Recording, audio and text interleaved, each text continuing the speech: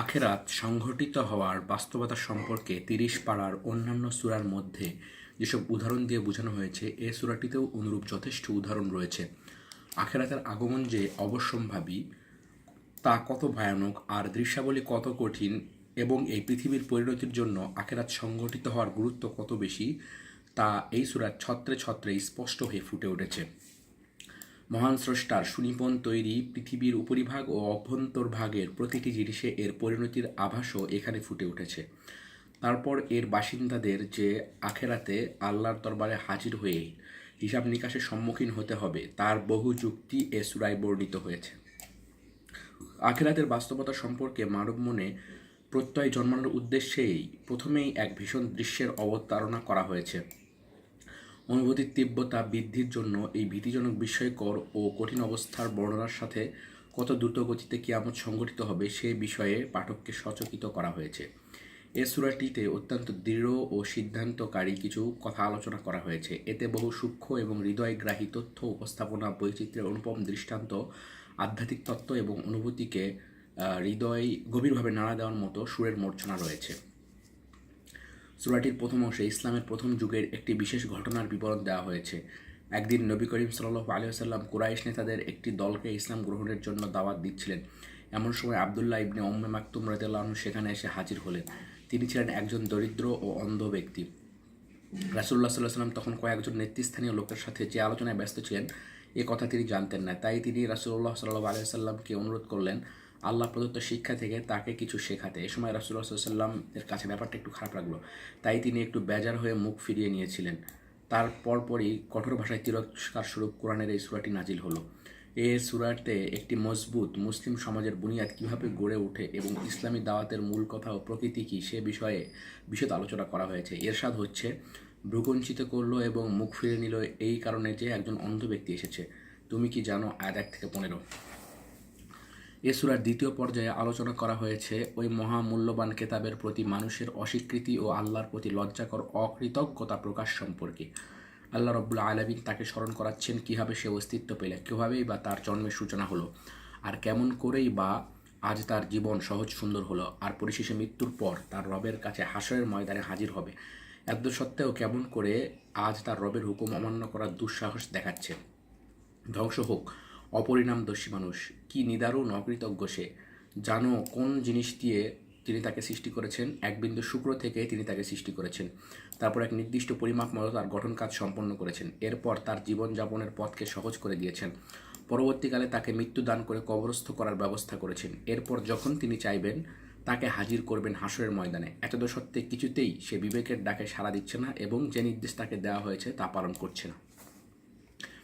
সূরাটির তৃতীয় অংশে মানুষের অন্তর্দৃষ্টিকে তার দৈনন্দিন জীবনের সাথে সম্পৃক্তি এমন কিছু জিনিসের দিকে ফেরানো হয়েছে যেগুলোর সাথে তার সার্বক্ষণিক সম্পর্ক বিদ্যমান। সেগুলো হচ্ছে তার ও তার পশুর খাদ্যদ্রব্য।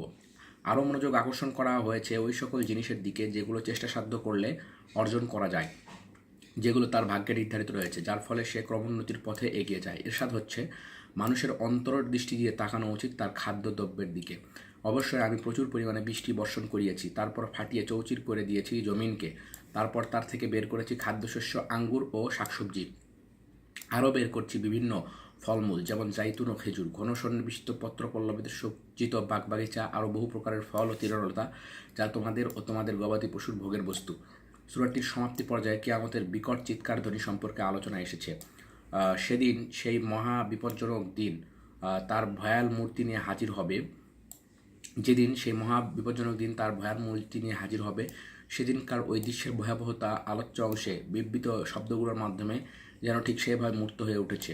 সেদিনকার মানুষের অবস্থা এমন হবে থেকে একমাত্র নিজেকে বাঁচাতেই ব্যস্ত হয়ে যাবে, বাকি সব কিছু থেকে গাফেল হয়ে যাবে। নিদারুণ সে কষ্টের ছাপ লেগে থাকবে অনেকের চেহারায়। এরশাদ হচ্ছে, যখন এসে যাবে সেই বিকট চিৎকার ধ্বনি, সেদিন মানুষ তার ভাই থেকে পালাতে থাকবে, মা থেকে, বাপ থেকে, তার স্ত্রী এবং সন্তান থেকেও। প্রত্যেক ব্যক্তির সেদিন এমন এক কঠিন অবস্থা হবে যা তাকে অন্য সব কিছু ভুলে যেতে বাধ্য করবে। আর কিছু চেহারা থাকবে সেদিন শুভ্র সমুজ্জ্বল, হাস্যোদ্ভাসিত, সুসংবাদের আনন্দে মাতোয়ারা। আবার কিছু চেহারা থাকবে সেদিন কালিমালিপ্ত ও ধুলোমলিন। এরাই হবে তারা যারা ছিল অকৃতজ্ঞ, সত্যকে অস্বীকারী, চরম পাপাচারী। তাফসির: আলোচ্য সূরার বিভিন্ন অংশে ও আয়াতগুলোতে পরপর বর্ণিত কথাগুলো পাঠকের মনে ভীষণভাবে দাগ কেটে যায়। এর মধ্যে প্রদত্ত সংবাদগুলো ও বর্ণনাভঙ্গি এত বেশি শক্তিশালী যে কোনো মানব হৃদয়ই এতে বিগলিত না হয়ে পারে না। এখন আমরা এ সূরাটির এমন কিছু বিষয় তুলে ধরতে চাই যা অত্যন্ত গভীরভাবে মনের উপর রেখাপাত করে, যদিও প্রথম নজর ও ভাষা দৃষ্টিতে তা ধরা পড়ে না। এরশাদ হচ্ছে, ভ্রুকুঞ্চিত করলো ও মুখ ফিরিয়ে নিল, সে উপদেশ গ্রহণ করবে আর সে উপদেশ গ্রহণ তার কাজে লাগবে।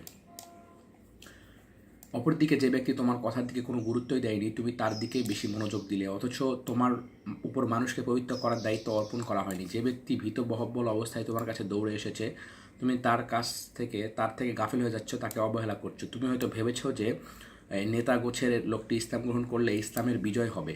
না, তা কিছুতেই হবার নয়। এ তো এক যুক্তিপূর্ণ উপদেশ, যার ইচ্ছা এর থেকে শিক্ষা নিক। এই কথাগুলো একটি মর্যাদাবান কিতাবে লেখা রয়েছে। এই কিতাবের মর্তবা হচ্ছে অতি ঊর্ধ্বে। যাবতীয় সন্দেহ ও ভুলভ্রান্তি থেকে এই কিতাব পবিত্র। ওই পাকসাফ লোকদের হাতেই এই কিতাব শোভা পায়, যারা সম্মানিত ও নেককার। ঘটনার সঠিক মূল্যায়ন। যে ঘটনাটির কারণে সূরাটি নাজিল হয়েছিল তা অবশ্যই একটি অতি গুরুত্বপূর্ণ ঘটনা। প্রথম দৃষ্টিতে এর গুরুত্ব যতই বোঝা যাক না কেন, তার থেকেও অনেক অনেক বেশি গুরুত্বপূর্ণ সে ঘটনাটি। এই উপদেশটি নিশ্চিত একটি মুআজিজা। এই উপদেশবাণী এবং এগুলোর মাধ্যমে আসল সত্যকে আল্লাহ তাআলা পৃথিবীতে প্রতিষ্ঠিত করতে চেয়েছেন, আর এগুলো দ্বারা তিনি সমাজ জীবনে যে পরিবর্তন আনতে চেয়েছেন তা সম্ভবত ইসলামের সর্বপ্রথম এবং সর্বশ্রেষ্ঠ অলৌকিক ঘটনা। কিন্তু একটি ঘটনাকে কেন্দ্র করেই